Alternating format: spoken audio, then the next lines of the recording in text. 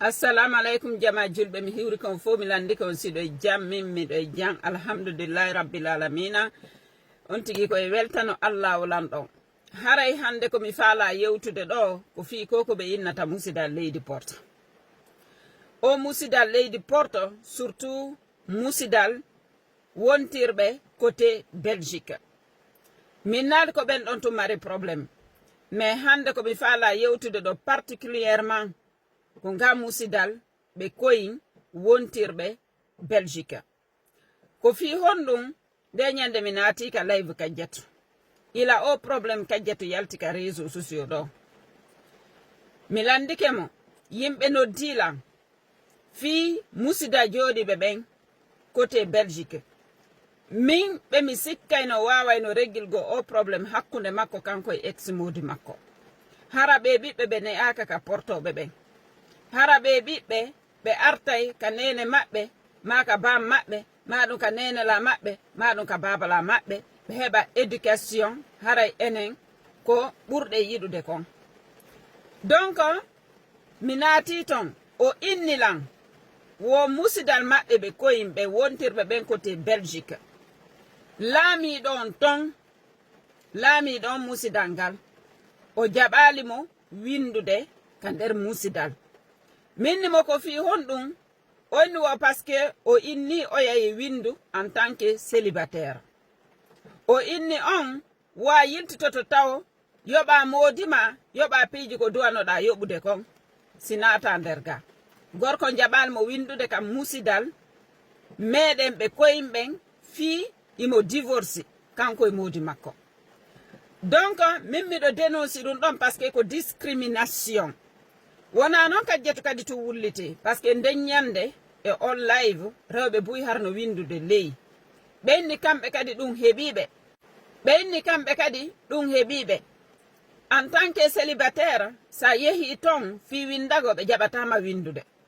donc ça veut dire musidal mabbe nga ko musidal fi wonube tun en couple donc ça veut dire ko discrimination parce que goddo o woni en couple o woni célibataire ko siddo mon iwata ko siddo mon so windali mo ngam musidal do yalla dandu si mayde hebimo obligatoire on dartoto fi makko son dartaki fi makko kanko maydon on dartoto fi mawbe makko ben o mara choix donc obligatoire on dartoto haysko sabu mawbe ben ka joni ko hondum habbanto do on tigi e mayu fi yon darto kaka on tigi wuri do wallo tommo kaka on tigi wuri don duwa don dartade hande si woni ha couple sedi côté Belgique woni ha hande be yehi ka laamu ko laamu ngu woni be sendude ko laamu ngu woni sendude matériel ji din hakkude mabbe laamu ngu jattibi be ben hara mimmi andanga musidal modon don ko hondum nafi parce que on jodi ke don en plus don andi couple on parce que représente do musidanga apparemment ko jeydudo e ex modi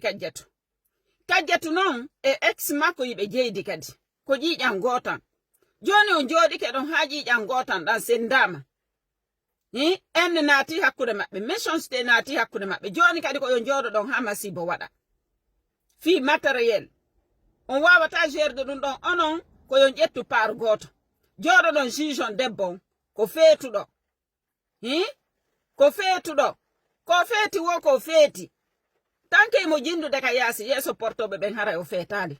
parce que leydi porto do sida feti be dumbete be nabete ka suudu fetu be accitirtama nin so yi goddo no jindude nin ka yasi seke kambe tiribe andi on do o feta surtout si mo mari bibbe ibe andi on do o feta ko problem makko kanko e ex modi makko wadi hande si bibbe ben no joga idon andi kadi on maltraita bibbe ben idon andi on piye bibbe ben donc si woni ha gorko piyi bibbe ben tanko tigiro reconnaissy erreur makko ko wadi kon on doit ka jettude fortu gorko fawo e hore debbo parce que si yimbe dido sedi seke be dido non ko 50-50 problème ji mabbe di on wawata jettude problème on fo fawo e hore debbo ido mari part de responsabilité ji di ono worbe ben kadi e hore rewbe mon be ido mari part de responsabilité ji di rewbe mon be buyno do si be ari do sagu modon ko be ombito sagu modon ko be bumo be jodo e jiida go tun jiido ha suudu hewa jiido ha suudu heewa onon ɗo sikkude debbo ko tagirana ko yo jiido ha suudu heewa gurna makko fof jiida ko ha suudu heewa danko gorko o mara droit wurugo fi makko kanko o mara droit liberté hay seeɗa ko ɓuri e fanɗude e pourtant debbo no wawi gollude o wallito modi makko o wallito ɓiɓɓe makko ɓen o wallito foye makko ko honɗum ɗum lorrata on siɗon faala wurude wona culture men on ma religion men ko inni kon jooɗe Afrique contrôle on ton hoore mon contrôle o rewɓe mon ɓen mais leydi porto ɗo iɗon duwa accude ɓe golla seeɗa ɗon duwa accude ɓe wakkiloɓe darto fi faaleji maɓɓe faaleji famille maɓɓe faaleji modi maɓɓe e ɓiɓɓe maɓɓe hara na choix moɗon tun onon ko faala ɗon tun joni si debbo divorce o mara droit windago ka musidal pour quelle raison o mara mawɓe si ñawironmo comme si ko ɓiɗɗo makko si ñawironmo comme si ko debbo mon o haɓi diye modi makko ganda ko on ɗum wonno feƴƴude ka nder suudu debbo yi on jentaki mo vous n'êtes pas à l'écoute donc o heɓali confiance e moɗon fiyo confio e moɗon fiyo yewto musendi makko ande makko et pourtant an responsable jon nga musidal ɓe koyin a yii kajjatu hospitalisama a yii koynga makko no heli a yii probléme ji buy e nder foyer makko on mais an tigiri a jooɗi ka jugimo a felimo par contre gorko on ɗa wowlatamo ko bonigoy on ɗa wowlata ellaji makko ɗi côté debbo on ɗa yiya e ellaji ɗin fof muɗum donc a jugirali en tant que président de musidal ɓe koyin a jugirali peeji ɗin no du'irano en tant que gorko responsable en tant que baba ɓe duwaɗo hande dartanade yimɓe mum foppu si probléme waɗi leydi porto ɗo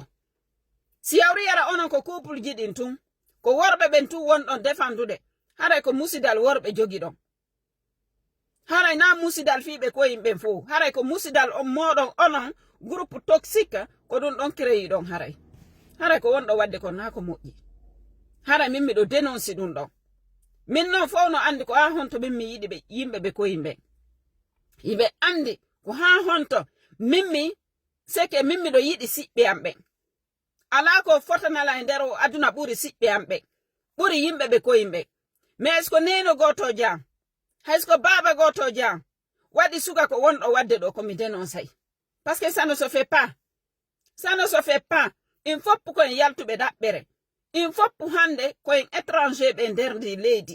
koyenen duwa jonnindirde juuɗe wallindira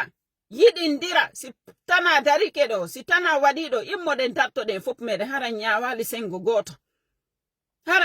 sengo goto donc so yimin miɗo yewtude ɗum ɗo ko fi ɓiɓɓe ɓen na fi goɗɗum go hakkude kajjatu tun e ex modi makko mi ukkotonoko mais sabu ɓiɓɓe ɓen kadi no ton pay koy yiɓe famɗi hande ɓe yalti jungo nene maɓɓe jungo baba maɓɓe hande yiɓe place aka portoɓe ɓen donc hande ko éducation portoɓe ɓen ɓe woni heɓude donc ça veut dire gorkon kadi no mari ellaji makko ɗe par ce que si nenirawon kelɗano siko nenirawon tun marno fottuji